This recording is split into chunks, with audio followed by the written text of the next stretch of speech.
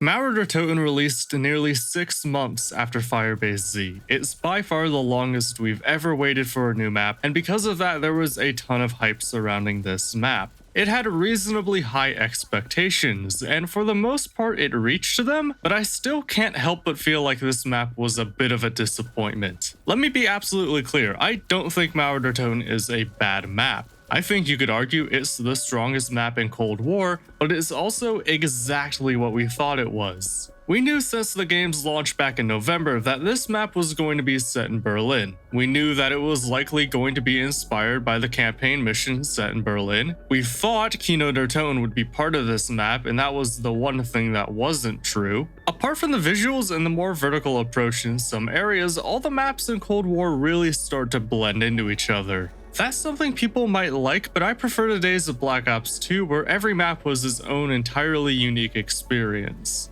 Even Black Ops 3's maps felt pretty distinct from one another, but the maps in Cold War play almost identically, so much so that I was able to reach round 75 in my first ever playthrough. I went in completely blind and faced 0 challenges. Granted, I got a little lucky to find Klaus's hands and got the wonder weapon from the mystery box, but that's the only issue I faced other than the unrelenting swarm of boss zombies. If it weren't for the zombies spawning all around me while I was in a chopper gunner that refused to give me a decent angle, I would have almost certainly made it to round 100 in my first game. Aside from the Easter egg, I would have no reason to go back to this map after just one match. Speaking of which, the map's Easter egg was also a letdown for me. The storyline is the most eventful we've seen in Cold War so far. An Omega traitor has unleashed a zombie horde in Berlin and is up to a captured Requiem team to stomp it while under the watch of Omega leaders. That's interesting. The only problem is that there still aren't any characters worth caring about or a reason to be invested at all in the story being told. This is a problem that Cold War has had since Die Maschine and arguably since World at War, and nothing has been done to address it. The entire storyline seems to be based on the assumption that we care about the people involved, but that just isn't the case. And because I don't care about the characters, there's nothing at stake. A weak storyline would be fine if the gameplay was good, and it technically is. However, most of the steps are taken directly from Outbreak without so much as a thin veil. Collect Tempest Souls in a trap and carry it to a different location? Similar step in Outbreak. Use a space laser to spawn an HVT that needs to be killed? Similar step in Outbreak. Defend something for a minute?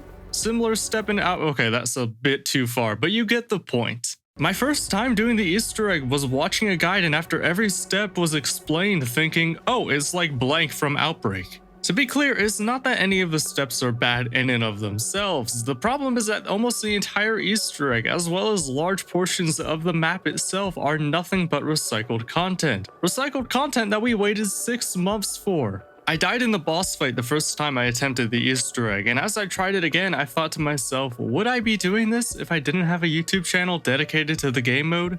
And the answer was no. I wasn't having fun.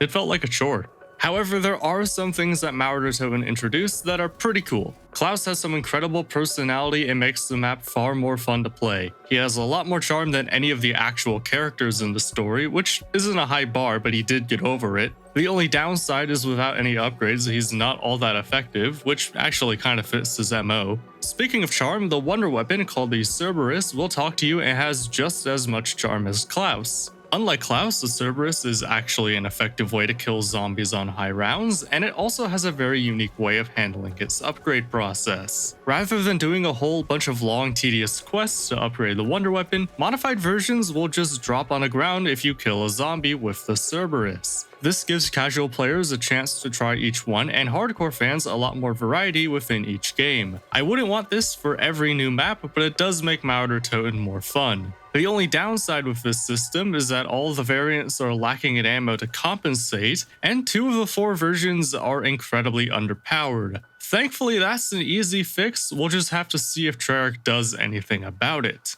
Also, Mule Kick was added into the game as a new perk. Unfortunately, it's not all that useful in Mauer Toten. I'm perfectly fine using just the Cerberus and a weapon with Shatterblast for Panzers for the duration of every game. Maybe for high rounds it's worth trying to get a ray gun, but that's about it. However, Mule Kick is also available on all previous maps, including Outbreak, which is where the perk really shines. Having 3 guns in Outbreak is far more useful than these survival maps in Cold War, and will likely become a staple perk there as time goes on. Overall, I don't think Marauder Tone is a bad map, but the extremely long wait time between Firebase Z and this gave it an expectation it could never live up to. Combine that with just about everything in a map being known months before launch, as well as the amount of recycled content in its Easter egg and general map design, and you can see how it could be considered a disappointment. But those were just my thoughts. Leave yours down in the comments below. Thanks for watching, like and subscribe, and I'll see you in the next video. Take care.